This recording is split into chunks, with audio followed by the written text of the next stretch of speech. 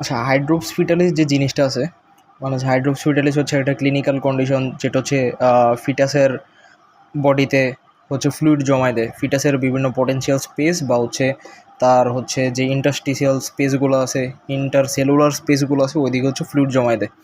আচ্ছা, এখন হচ্ছে আমরা হাইড্রোস্পিটালিসের মেকানিজমটা কীভাবে হয় ওইটা হচ্ছে বোঝার চেষ্টা করব। আচ্ছা, এই জিনিসটা জানার আগে আমাদের হচ্ছে হাইড্রোস্ট্যাটিক প্রেশার কী আর অনকোটিক প্রেশার কী, এই দুইটা জিনিস সম্পর্কে আমাদের বুঝতে হবে। আচ্ছা, হাইড্রোস্ট্যাটিক প্রেশার আর অনকোটিক প্রেশার সোজা বাংলা ভাষায় বললে দুইটা প্রেশার, যেটা হচ্ছে একটা হচ্ছে কী করে ব্যাসেলের থেকে পানি বের করে দেয়, একটা হচ্ছে কী করে ব্যাসেলের ভিতরে যে পানি থাকে, ব্যাসেল মানে হচ্ছে রক্তনালীর ভিতরে যে পানি থাকে ওইখান থেকে পানি বের করে দেয়। আর একটা প্রেশার অনকোটিক প্রেশার মানে হচ্ছে ওই প্রেশারটা যেটা হচ্ছে কি ব্যাসেলের ভিতরে পানি মানে হচ্ছে ব্যাসেলের ভিতরে পানি ধরে রাখে আর কি। ঠিক আছে, একটা কী করতেছে ব্যাসেলের থেকে পানি বের করে দিতেছে, আর একটা কি ব্যাসেলের মধ্যে পানি ধরে রাখতেছে। ঠিক আছে। আচ্ছা, কিছু অসমোটিক্যালি অ্যাক্টিভ পার্টিকেল আছে, ওইগুলো হচ্ছে কী করতেছে আমার ভেসেলের মধ্যে পানি ধরে রাখতেছে। তো আমরা হচ্ছে হাইড্রোস্ট্যাটিক প্রেশার আর অনকোটিক প্রেশার মানে কি এটা হচ্ছে বুঝছি।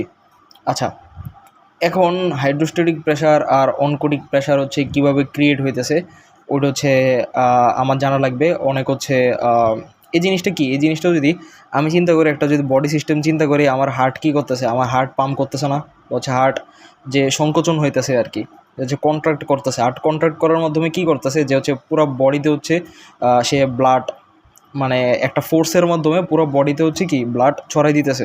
হার্ট যখন কন্ট্রাক্ট করে তখন কিন্তু একটা ফোর্স ক্রিয়েট হয়, ঠিক আছে, একটা ব্লাড প্রেশার ক্রিয়েট হয়, বা হচ্ছে মানে মেইনলি একটা ফোর্সই জেনারেট করে। ও যখন অনেক জোরে হচ্ছে কন্ট্রাক্ট করে তখন কি পুরা আর্টারিয়াল সিস্টেমের মধ্যে বা হচ্ছে পুরো ব্লাড ভেসেলগুলোর মধ্যে একটা কি ফোর্স জেনারেট হয়। এই যে মনে করো এই হার্টটা কন্ট্রাক্ট করলে কি একটা ফোর্স জেনারেট হবে।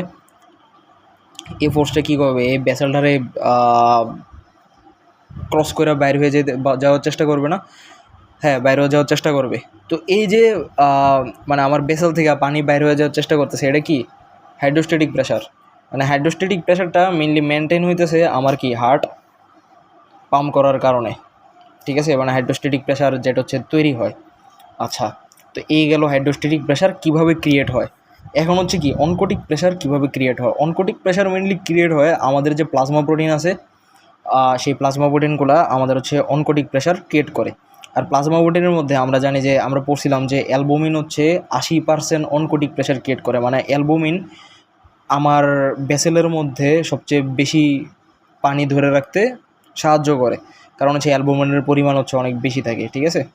আচ্ছা, মানে জিনিসটা কি, জিনিসটা হচ্ছে একটা অ্যালবুমিন ও হচ্ছে একটা কলয়েডাল সাবস্টেন্স। তো এই কলয়েডাল সাবস্টেন্সটা হচ্ছে কী করবে, এর ভিতরে হচ্ছে পানি ধরে রাখবে। Thanks man. এটা কে আনছে? হ্যাঁ, থ্যাঙ্কস ম্যান। আমি খাইতে গেছি, হ্যাঁ খাই আসছি।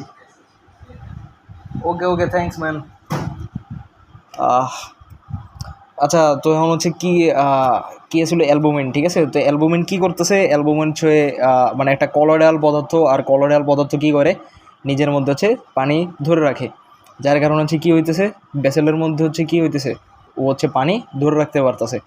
আচ্ছা, তো আমরা এবার বুঝছি যে কী কী কারণে হচ্ছে আমার হাইড্রোস্ট্যাটিক প্রেশার মেনটেন হয়, আর হচ্ছে কী কী কারণে আমার অনকোটিক প্রেশার মেনটেন হয়, মানে হচ্ছে এই দুইটা প্রেশার হচ্ছে কীভাবে জেনারেট হয় আর কি।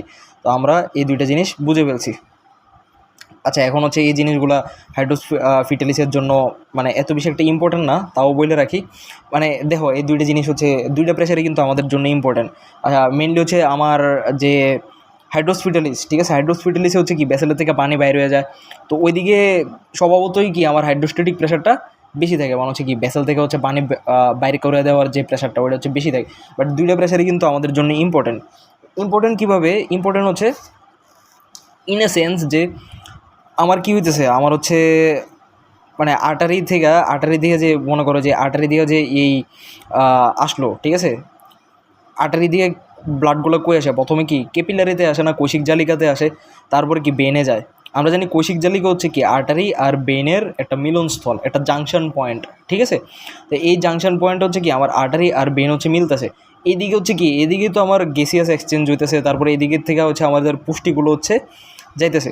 আচ্ছা, জিনিসটা কীভাবে একটু বোঝার চেষ্টা করি। দেখো, হার্ট হচ্ছে জোরে পাম্প করলো, জোরে পাম্প করার ফলে ব্লাড হচ্ছে এদিক থেকে অনেক ব্যাগ নিয়ে হচ্ছে গেল, অনেক ব্যাগ নিয়ে গেলে কী হবে, আর হার্টে দেখো কী করে, মানে হার্টের পাম্প করার পরে হাইড্রোস্ট্যাটিক প্রেশার ক্রিয়েট হয়, তো মানে কি অনেক অনেক হাইড্রোস্ট্যাটিক প্রেশার থাকবে।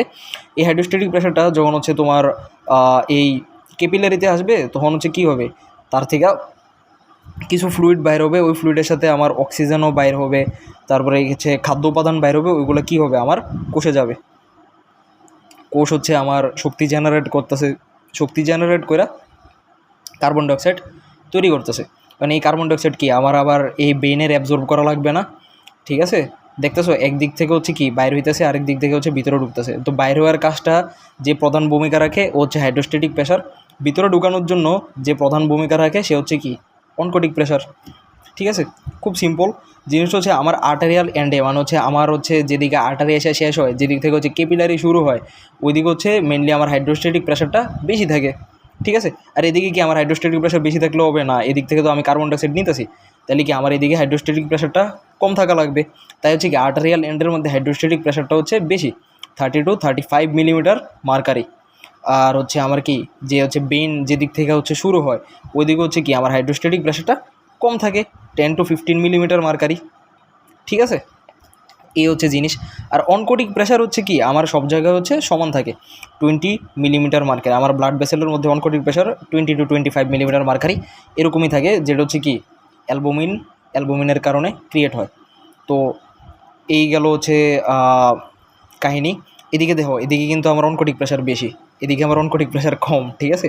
এদিকে অনকোটিক প্রেশার বেশি হওয়ার কারণে, হাইড্রোস্ট্যাটিক প্রেশার থেকে অনকোটিক প্রেশার বেশি হওয়ার কারণেই কিন্তু আমার ব্রেন হচ্ছে কি এটা অ্যাবজর্ব করতে পারতেছে, ঠিক আছে। তো এই গেল হাইড্রোস্ট্যাটিক প্রেশার আর হচ্ছে অনকোটিক প্রেশারের কাহিনী, ঠিক আছে।